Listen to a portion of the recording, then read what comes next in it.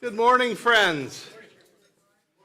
I'm sorry that we're having a little technical difficulty this morning. I'd hoped that you would walk in to see the cover of the leaflet for the installation of our newest presiding bishop, Bishop Sean Rowe.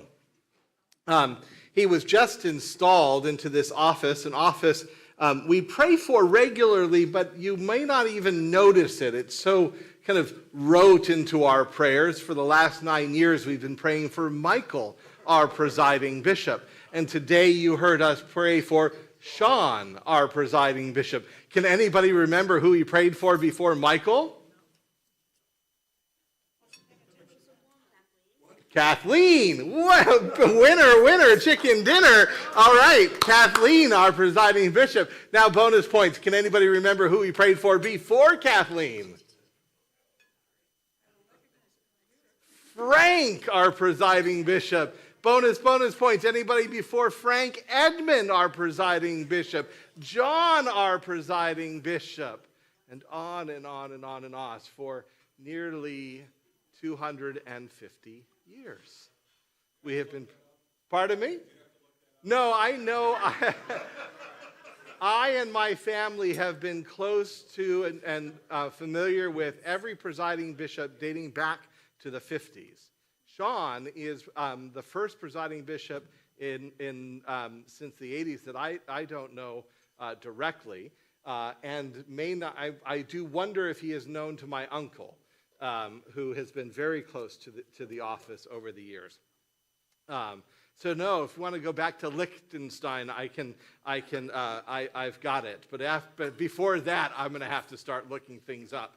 But I had hoped that you would see the cover, because on November 2nd, bishops, priests, deacons, and lay women and men from the Episcopal Church gathered in New York at the church center, a simple chapel for the installation of Sean Rowe. And then the next picture you were going to see is this really lovely moment as Bishop Michael Curry hands to Bishop Rowe the staff of the office. It is the formal investiture moment in which Sean Rowe receives the staff of his office and responsibility for these coming 9 years.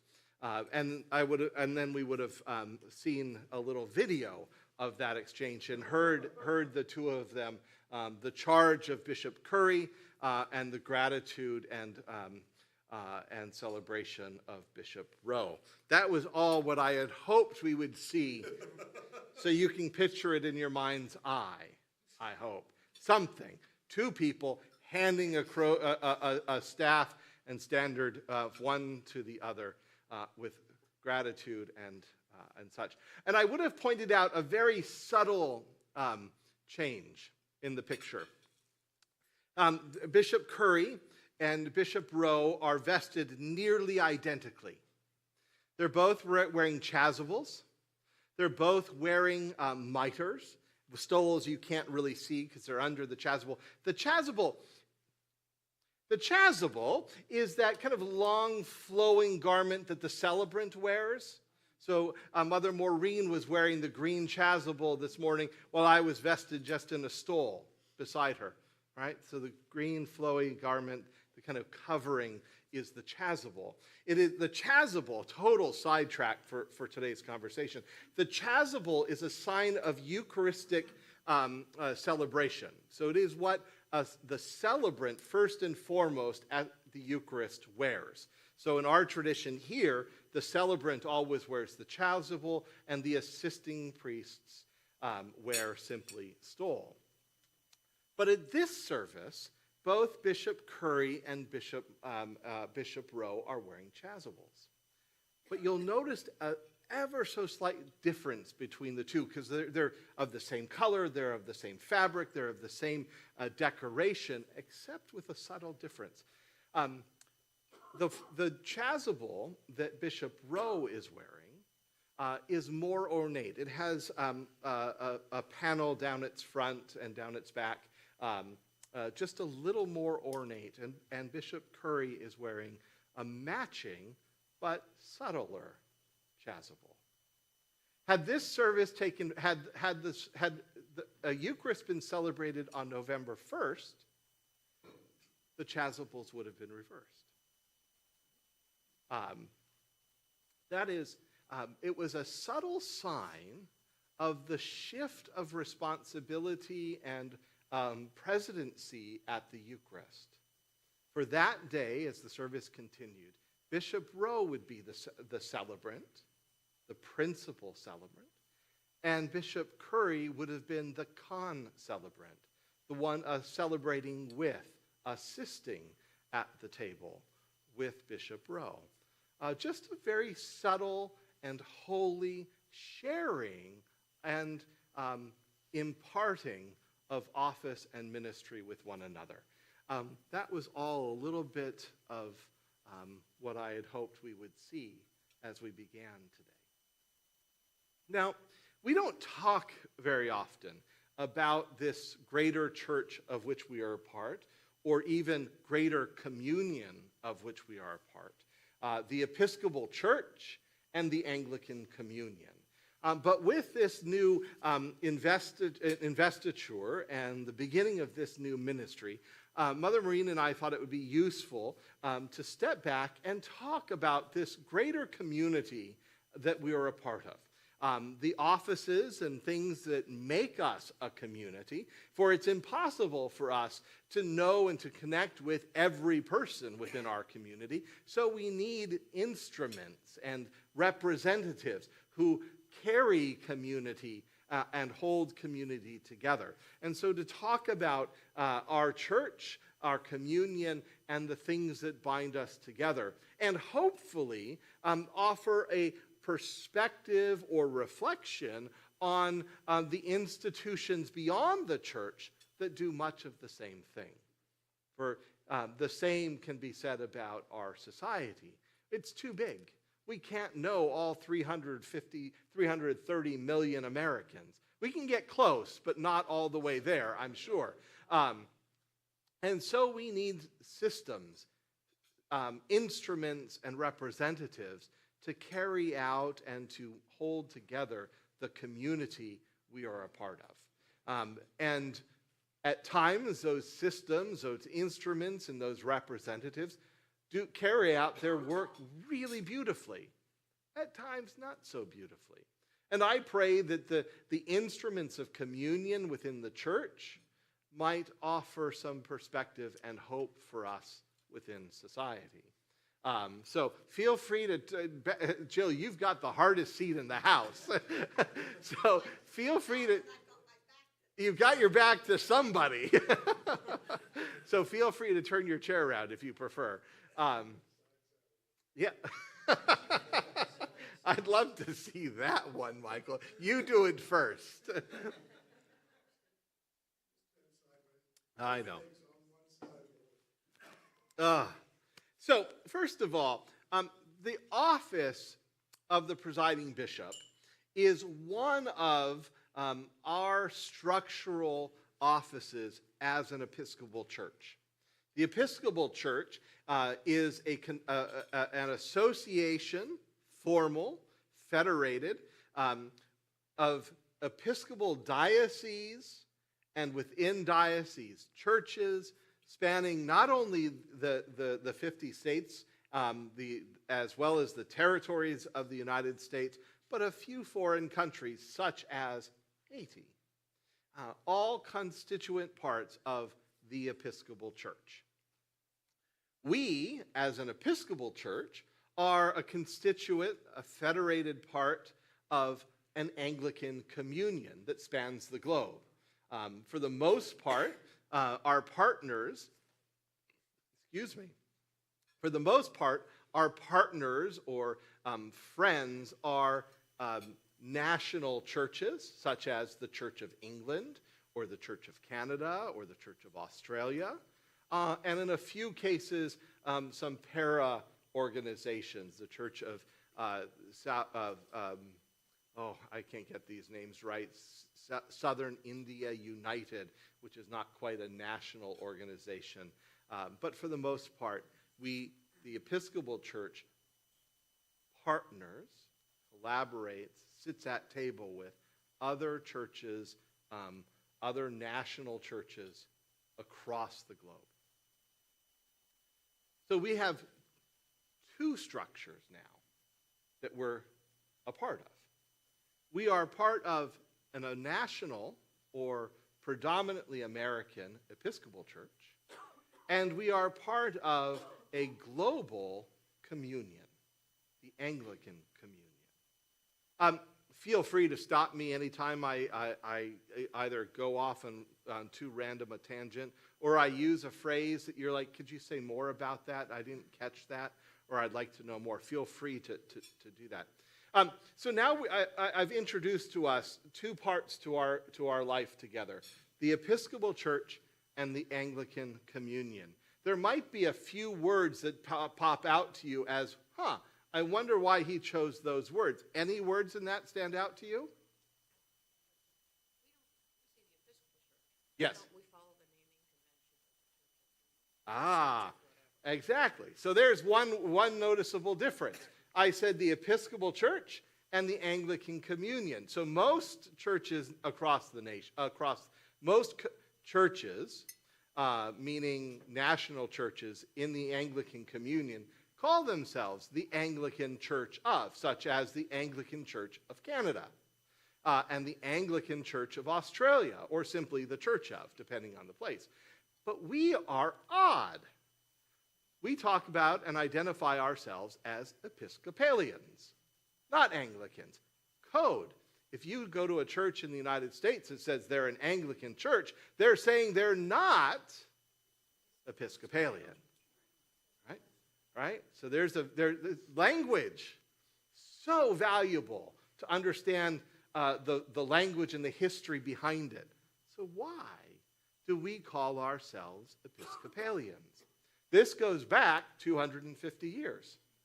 This goes back to the foundations of America as a nation and a local church in America. So we go all the way back to the founding of the nation, and at the same time, during the founding, prior to the founding of the nation, prior to the Revolutionary War, there was the Church of England, just the church here. And of course, once the Revolutionary War had concluded, there was a tension between the church here and the church in England. In fact, we had a conundrum. We needed to make bishops. Right? So the first, bonus points, anybody know the first bishop consecrated after the war from the United States? Samuel Seabury. Consecrated in about 1778, 79, right around there. So Samuel Seabury has to go to the homeland, has to go back to the UK to be consecrated. First he goes to London and quickly finds out he can't be consecrated in London. Why? Any ideas? They didn't like us very much. In order for him to be consecrated in England as part of the Church of England, he would have to swear fealty to the monarchy, to the king. And he could no longer do that. So, into his carriage he got, and he went north to Scotland, where he found himself a home within the Scottish Episcopal Church, the non-juring Church of Scotland. That is, they too did not follow the monarchy of England, and he could be consecrated. As all things happen, there's some agreements that are made.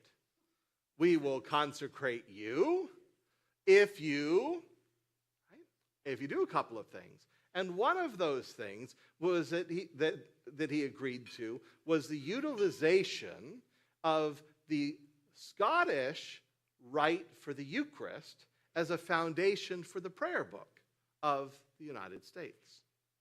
So if you look at, I'm totally going all over the place. I hope you guys are keeping up. If I'm going too fast or too slow, stop me. But our flag outside, you've taken a look at our flag when it's flying out. You'll notice that there is a white background with a red cross, and then in the upper left corner, a light blue background with another cross, and then within that several crosses around it. That is a flag that says so much. The white cross, or the white background with red cross, is the flag of England, right? So here we are. Our flag recognizes the historic connection that we have to the Church of England.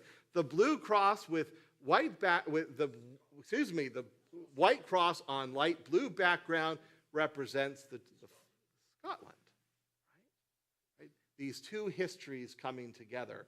And so at the core of it, from that point on, we become known as the Episcopal Church, marking our heritage not only to England, but to the Scottish Episcopal Church.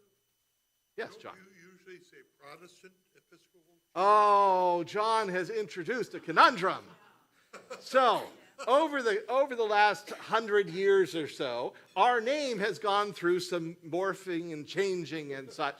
So depending on when you came to know of the Episcopal Church, you might have a different name for this institution. If you are older than anyone in this room, you would know that our federal incorporated name is the Domestic and Foreign Missionary Society of America. Domestic and Foreign Missionary Society of America. Domestic Foreign Missionary Society of America. DFMS. Google it. dfms.org. It will take you still to this day to the website for the Episcopal Church, because that is still our incorporated name. It says a great deal about the heritage we share and the purpose of our organization. That our first and primary responsibility and call was mission work, domestically and abroad. So some of us,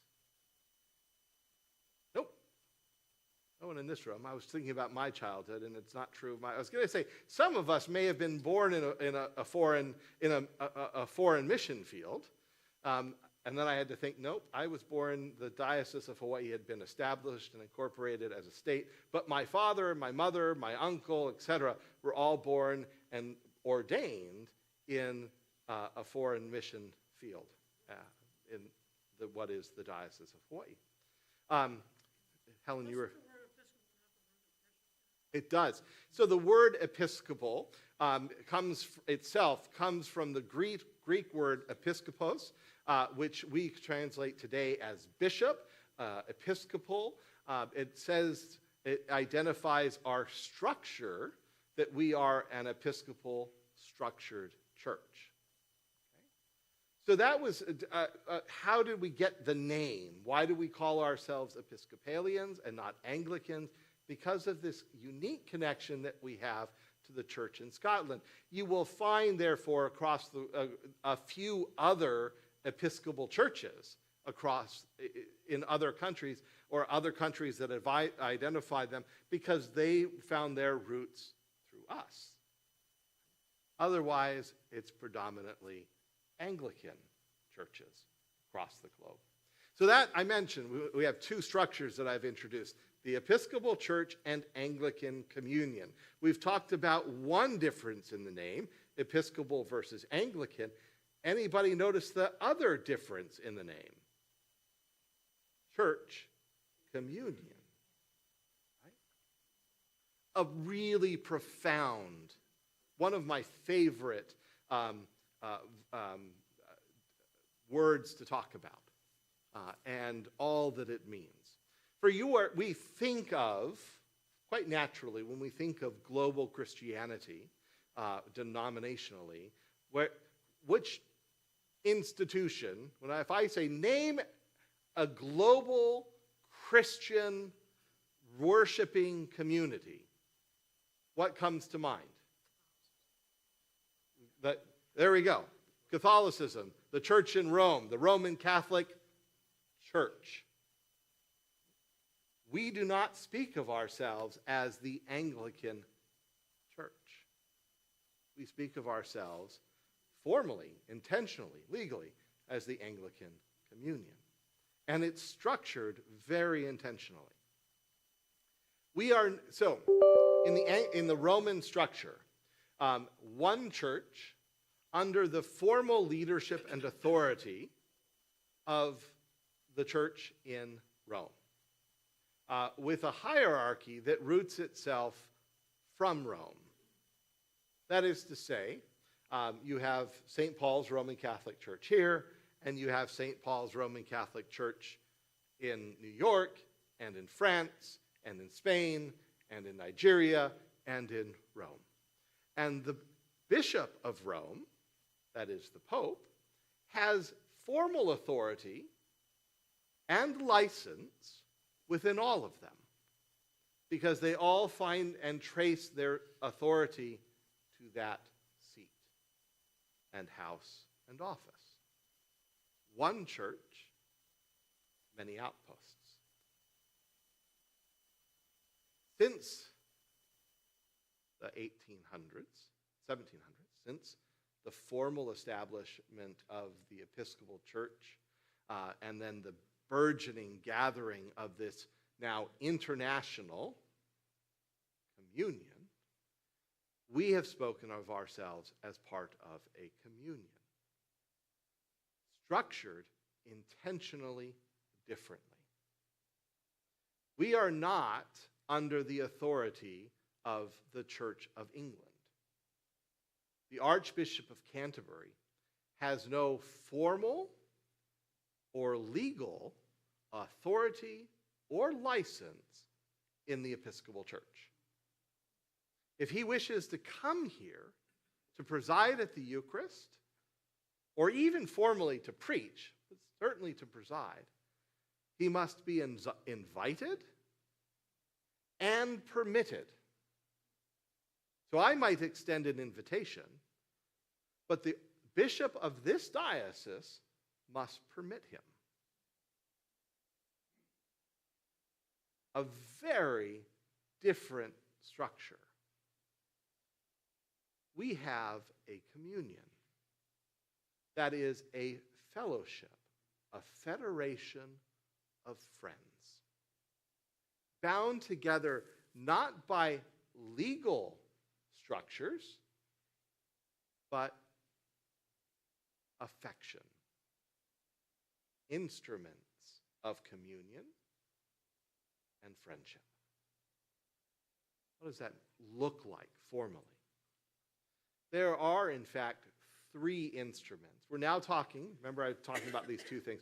We're talking about the Anglican communion, of which the Episcopal Church is one part.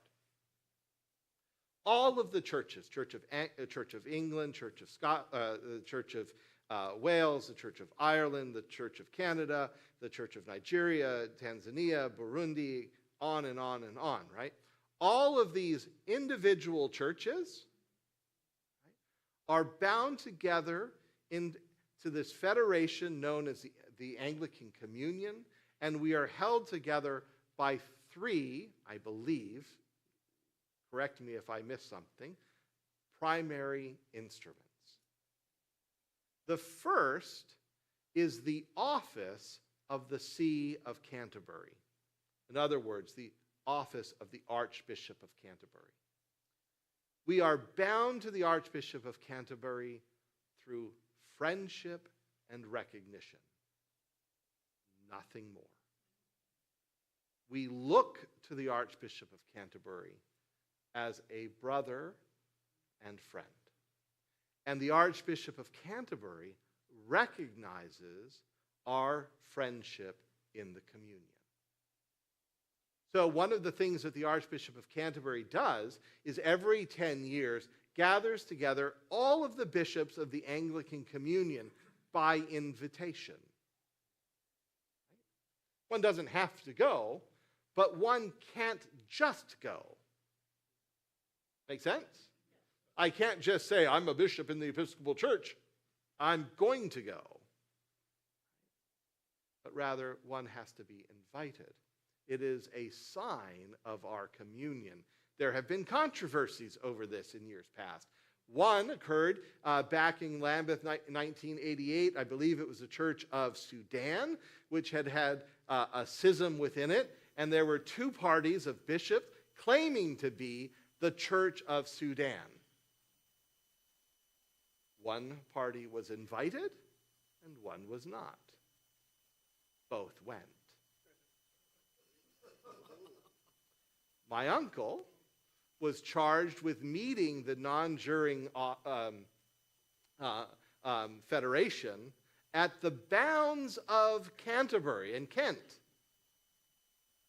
to inform them that they were not welcome at the Lambeth Conference and that they would be greeted, I don't know where, but that they would be greeted outside by the Bishop of Canterbury. Yes, wow. But these instruments, right, are the tools that build up and maintain our communion. So the Archbishop of Canterbury is the first and historic office. The second is this gathering that I actually just mentioned, or I should say instrument. The second is the Lambeth Conference. This gathering that began in the mid-1800s, actually out of conflict. There was some tension within what was becoming the Anglican Communion. In this case, a conflict centered on Bishop Colenso in Southern Africa, but what I can't think of the name of his diocese off the top of my head.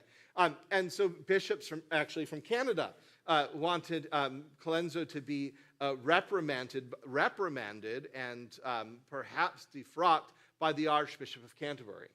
They wanted the Archbishop of Canterbury to function as the Pope with formal authority over the Bishop of Natal, Bishop Colenso. So all of the bishops were invited to the first Lambeth Conference. They gathered, they conversed, they conflicted, and then they decided.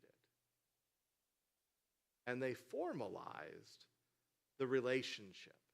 That is, that they would actually not have authority over the churches of the communion. And so from that point on, the Lambeth Conference and the Bishop of Canterbury, but Lambeth Conference has made recommendations, but not edicts to the communion.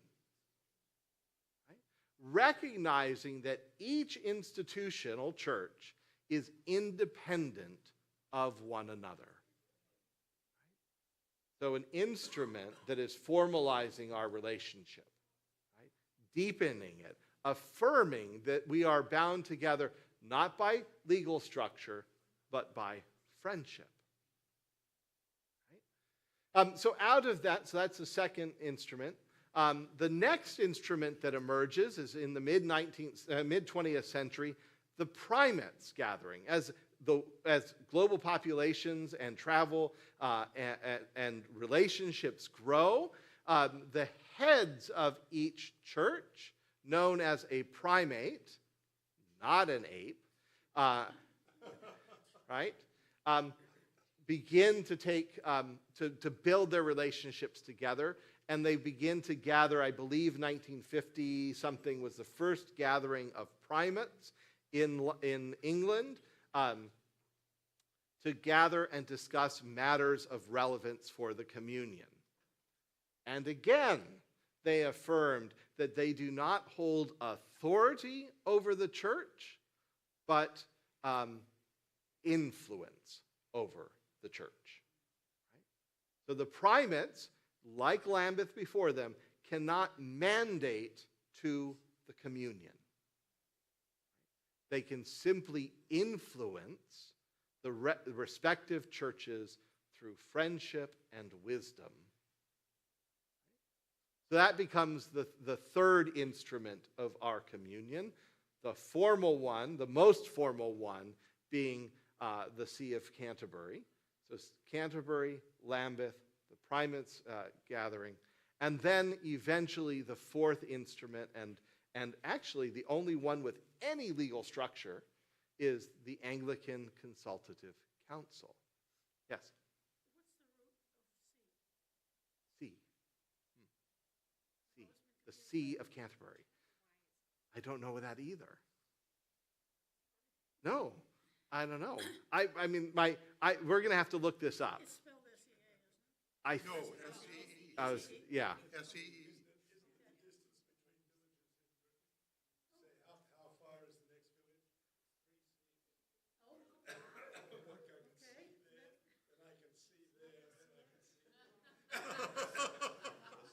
That's so we're going to have to look this up. Somebody's already Googling this. So the See of Canterbury, Lambeth, primates, and then the final instrument of communion on the Anglican communion side of the world is the Anglican Consultative Council. This is established in the 60s as an intentional gathering from every church. So while every church has a primate, a bishop, a senior bishop of some sort, and therefore, well, just a senior bishop, I'll stop there.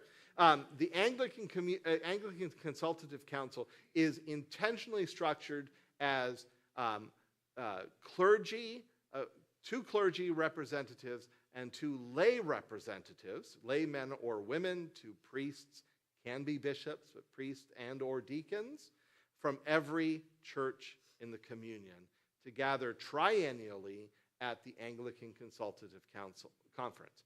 A gathering of church members to, again, represent and present to the communion the mind of the Anglican Consultative Council, but not an authority to the communion. All of this is to amplify the heart of our relationship and structure within the Anglican communion as one of friendship in Christ, not authority of office or ministry. Okay? So that's a real high overview of the Anglican communion. Any questions there? Oh, yes. I love this subject.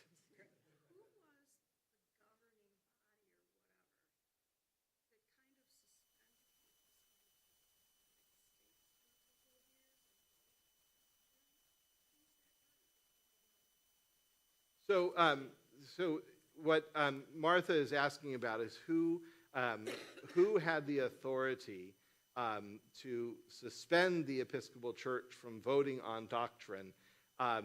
So it was the primates who asked the primate of the Episcopal Church to suspend herself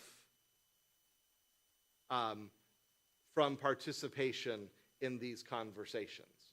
And she chose to. It was not a mandate.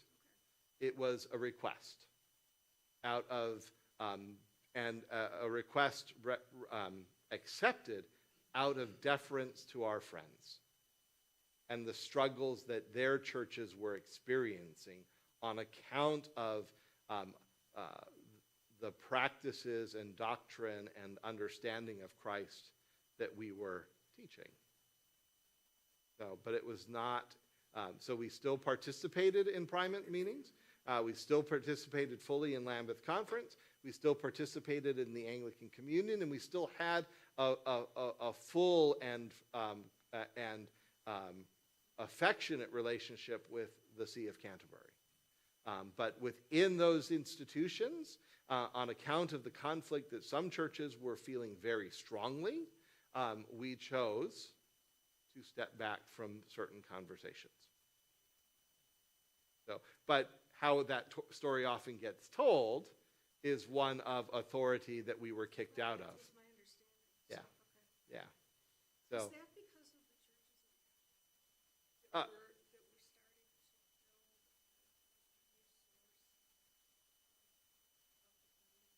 to yeah. So we are on a really rich conversation about the conflict of the last 40 years in the Anglican Communion. It really begins with the ordination of women. Hence, we had that conflict I was mentioning at the Lambeth Conference 1988, which was being divided over the consecration of Barbara Harris as the first bishop in the Episcopal Church and Anglican Communion, and the American churches leading for the ordination of women in the Episcopal Church and therefore Anglican Communion. But it continues with conflict around human sexuality. That becomes this real driving rod of division, principally within churches of the global south, Nigeria, Tanzania, Uganda, in sub-Saharan Africa, South America, some churches in Australia are, or some dioceses in Australia are leading sources of conflict and opposition. If you want to dive in a little deeper, the Secretary General for the Anglican Communion, John Peterson at the time, would speak about the networks of friendship that were developing. Up until the 1970s and early 80s, the Episcopal Church had been a leading friend to churches across the globe. And friendship, as you know, looks like many things. It looks like time and interest and commitment. It also looks like tangible support, right? And up until the 1970s, we were a primary support and aid to churches across the globe. In the 70s and 80s, as a variety of things changed, but at the heart of it, the Episcopal Church pulls back over the coming 30, 40, now to today, where we have almost no visible missional relationship with churches beyond our shores. Right? So in the 1960s and 70s, we had the Office of Overseas Mission. I don't know if it still exists today, right? Little side note, my uncle was the head of the Office of Overseas Missions in the 60s and into the 70s. Right? A really profound relationship. And so as we've pulled back, others have stepped in. Principally now, not parachurch, not the Episcopal Church structures, but congregational structures, right? And those partners have largely been funded by conservative voices within the Episcopal tradition, working on matters that are working on matters of conflict. So, or support, yeah, how do I say that well? What does it look like? What has it looked like on the ground? We will support your theological education, and we will teach in a particular way on the role of women in an ordination, on matters of human sexuality. So theological education, which once was supported through the Episcopal Church, now becomes supported by more narrower resources and friendships, and in other places as well. So, so the Church of Nigeria, the Church of Tanzania, the Church of Uganda become hotbeds for the conflict around ordination of women and human sexuality, issues that play to historic patriarchies the world over, right? And so those conflicts continue today. I went deep onto some of the tensions in the Anglican Communion. I want to bring us back up to the structures, because structures say so much of our identity, right? the structure of friendship, bonds of affection, formal language spoken about in the Windsor document and in other places, is a profound way to form a communion. It recognizes intentionally the independence and value of another. It formalizes this relationship of equity and equality and respect. So the Archbishop of Canterbury in 1980 or so came and met with the General Convention of the United States in California when we were undergoing great tensions around the ordination of women. So the ordination of women had begun informally and in Philadelphia.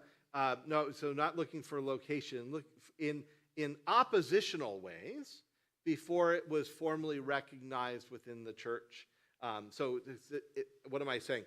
The first ordinations you might call underground ordinations of women before the ordination of women was formally permitted within the Episcopal Church, and then we begin to see ordinations occur ordinarily in the Episcopal Church.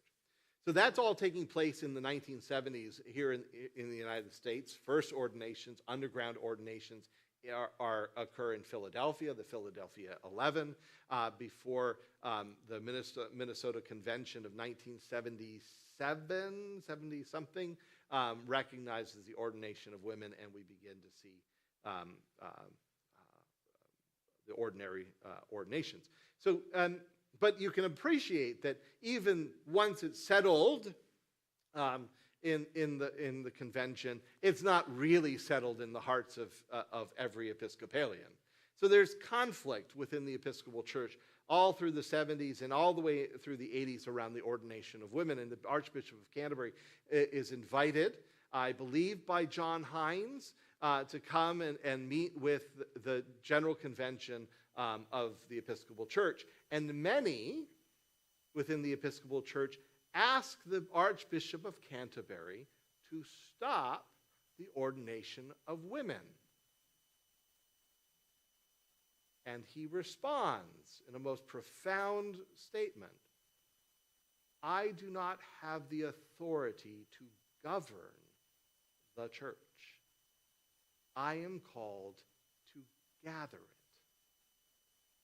I do not govern, but rather gather the church.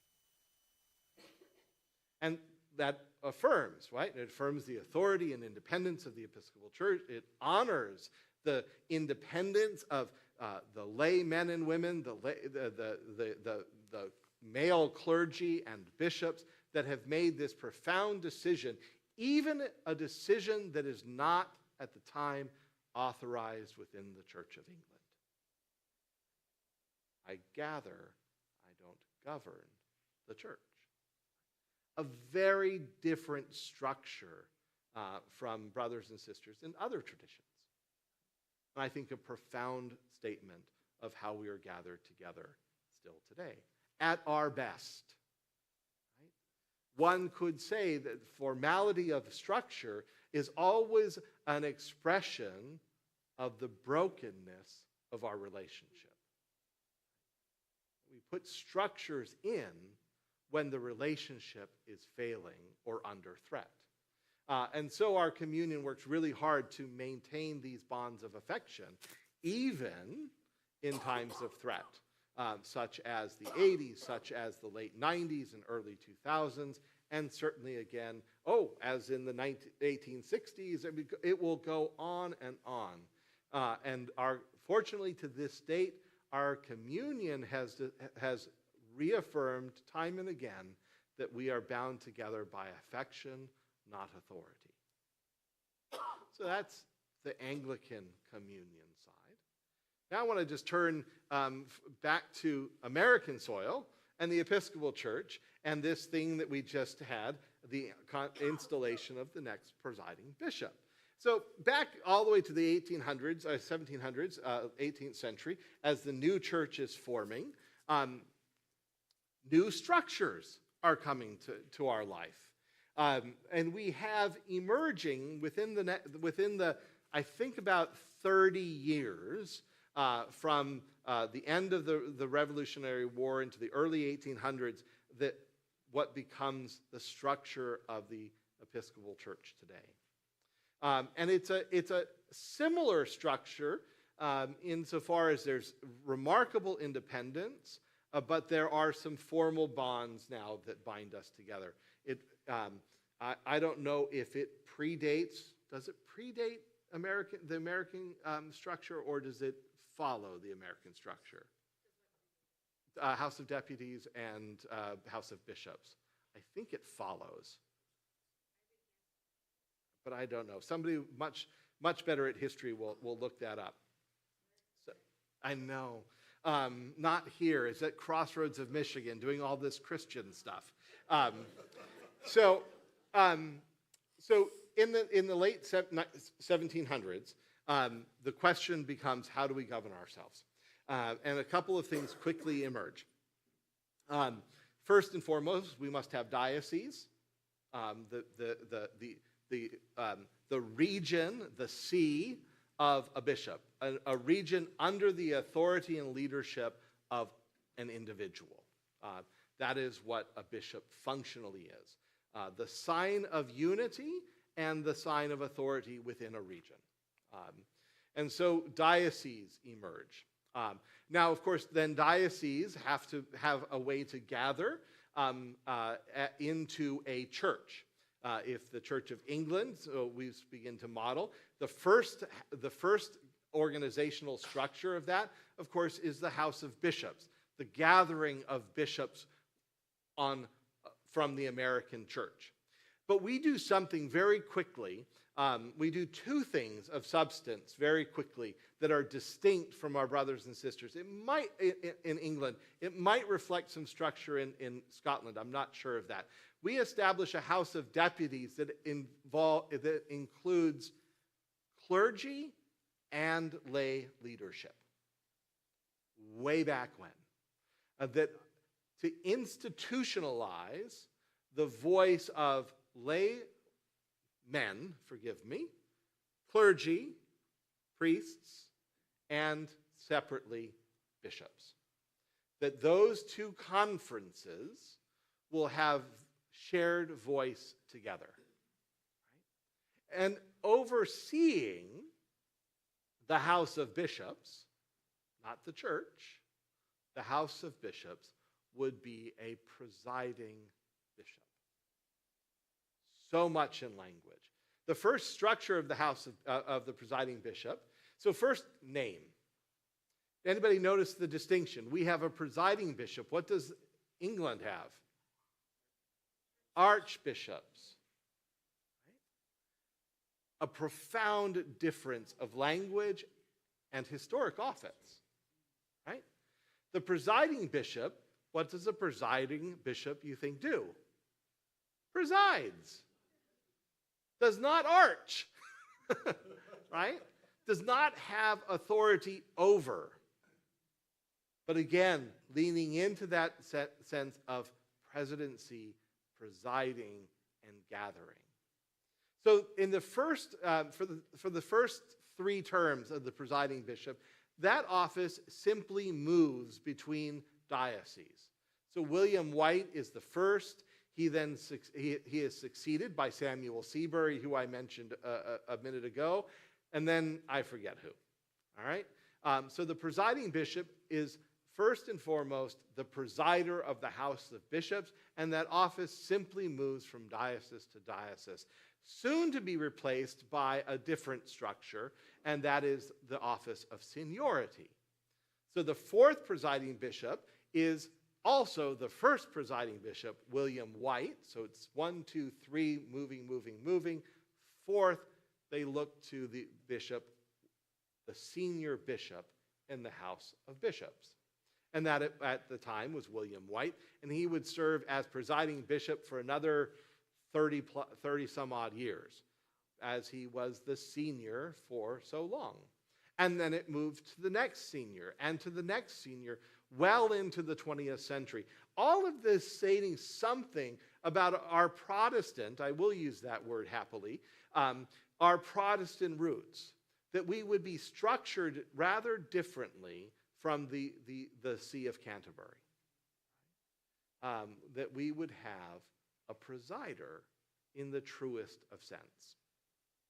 It wasn't until the late 20th century, latter half of the 20th century, that we moved now to what we have today, an elected office. I'm actually not a big fan of that because I think that those structures are really profound. However, since the latter part of the 20th century, we have been electing out of the House of Bishops a presiding bishop. Today, and still today, that office is elected by the House of Bishops and confirmed by the House of Deputies. In a sense, to say both houses, the House of Bishops, the House of Deputies, which is made up of lay and ordained women and men, happy to say women and men today, confirm the presidency, the presidership of this individual. So that was all concluded in July of this year at the General Convention. Bishops elected, House of Deputies confirmed, and Sean Rowe became the presiding bishop-elect, concluding with his institution and investiture on the 2nd of November. So now we have a new presiding bishop for the next 9 years. I could go on and on. I could go further into the structures of the Episcopal Church and what kind of binds us together. But I led at the outset that I think these structures offer us something of importance to us as a society. Because every society must have instruments that bind it together. Right? It has to. Hawaii of the 19th century and the 18th century had structures that bound it together. Very different structures, right? But every society has them. And the question is, do these structures benefit us? Do they reflect the truths of our relationship and in some real way? And so the thing I hold on to, that I cherish, I think you hear me talk about it here in our pews, in this Undercroft, in our community of Christ Church. But I think is of such great value. It's a gift, I'd say, of Christ, but certainly a gift of our church and our communion. It is the recognition that the thing that truly binds us together will never be an institution, it will be a relationship. The relationships are where the real work of society and community are lived out. And so when you see what we see today, what many proclaim as a broken society, broken American society, broken governmental structures, at the heart of that, I would contend, are broken relationships. We have Republicans and Democrats, if you just look at the U.S. Capitol, that no longer have friendship amongst themselves, even within the parties. And if they don't have friendship, which means they don't have trust, they don't have compassion, they don't have respect, nothing can be done. All that is left is policy. All that is left is mental agreement, which will never be enough to hold us together, because that is the place of eternal disagreement. So the thing that I want to offer to us, right, here at Christ Church, but beyond, is how vital it is to have bonds of affection in our communities. at our tables. The only reason families are still gathering together at Thanksgiving, in spite of the fact that dad is a whatever and mom and granddaughter is a whatever, right, is because they're willing to put all of that tension aside and still say, he's my grandpa, she's my granddaughter, and I love her, right? They're willing to bear all of that tension out of this crazy mystical thing called love, affection, that trumps all of our disagreements, all of our animosities, and all of our tensions. So the question for us as an American people, the question for us in this good place of Christ Church, is how do we continue to nurture these bonds of affection among us? Which is both a profoundly individual question, but also a relational question, right? First, on the individual level, a bond of affection is something one brings to a relationship. It is a posture that one inhabits or takes up. That I will bring friendship to this table. That's hard sometimes, right?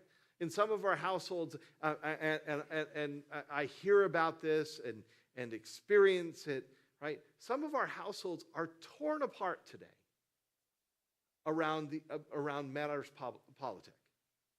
Heartbreakingly torn apart. And the only thing that will keep them together is somebody in that system who says, I will look past my heartbreak even more deeply into my heart of love for you. And so I will bear this time together. That is affection holding us together. And so affection is something we have to work to bring. It looks like compassion, curiosity, mercy, and forgiveness at times. In the hardest of times. It looks like celebration and joy and happiness in the best of times. But in those places of brokenness, affection looks like the compassion I bring to my neighbor. The curiosity that I bring to my neighbor to ask, tell me more about what's on your heart. Why have you made this decision with which I may profoundly disagree? Help me to understand, because I know you're not an evil one. That's things we bring into friendship. Yes? Oh. Yeah, I think that profoundly. That is something that is another expression of friendship. Like the profound commitment that we bring to respect our neighbor. Right? Even in the face of disrespect. That's the hard part, right? We want to respect when respect is given. We want to right? And that's why I say it begins on the individual level, the commitment to bring friendship to the table. That I will be your friend. This is what Jesus does. I will be your friend even when you are not mine. So if we want to talk about bonds of affection and communion, it begins with the friendship we bring. Now I'll say the second thing that it requires. Friendship takes time together.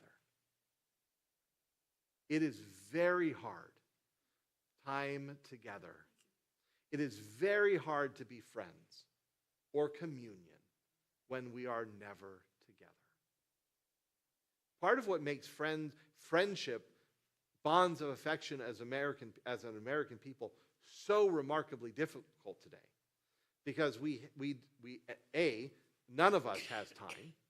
We have barely enough time for our own lives, right? Let alone our families, let alone our extended families, let alone our churches, right? We just don't have time. We are all under that pressure. Right? But we also don't have places and practices that pull us together. I mean, I'm sure we can all think of things, but I can think right? Of these little things that happened on Iana Street in Kailua, Hawaii in 1975, right? From the July 4th parade that happened on Kalakaua Avenue, right? That we would all go to. Or the fireworks display, and we'd all go down what seemed to be like the whole world coming down to Kailua Beach, or the whole street going out onto the golf course of Mid-Pac Golf Course and watching these things together. We have less and less of those things in our society today. And so it's harder and harder for us to be a community bound together by affection. So all that's left are the formal institutions, which so easily break down when friendship is lost. So I think I offer that into our community and our society. Yes? No, go. Something you said reminded me, back in the 80s, we had a married couple. Yes. And she told us once at a gathering that when they first met, Greg didn't believe that one of the priests, Ah. and then she just added, we're supposed to show God as a sense of Yes. Yes, so I don't know if everybody heard that. So we were very fortunate here at Christ Church in the 80s. I don't know exactly what year Peg came to Christ Church, but it was in the 80s. I bet you do. But in the 80s, Peg Salmon and her husband Greg Salmon came to serve as associate clergy here at Christ Church. Had a wonderful and vibrant ministry together, beloved, as Helen is remembering. But Peg, Helen reminded us, Peg told the story that when they got married, when they met one another, Greg did not believe in the ordination of women. And as she said, goes on to say, and that shows us that God has a sense of humor, that God would bring the two of them together to serve in Christ and as priests with one another. I share all of these reflections on this wonderful and joyful ministry of the presiding bishop, and the office that he inhabits and carries out, and this broader arc of the Episcopal Church and Anglican Communion, because I think who we are and how we relate to one another offers us something really profound as a community here, and as a society, both nationally and globally. That bond of affection, that relationship of respect, trust, grace, and mercy is where the real work of society is found. May we be constituent parts of that friendship, building up a more just and beloved community here at Christ Church, here in Grosse Pointe, and within the world. Thank you. I've gone way over time, but thank you, friends, for allowing me to reflect on something as mundane as the office of the presiding bishop today. Yeah. Oh, yes, please. She couldn't help herself.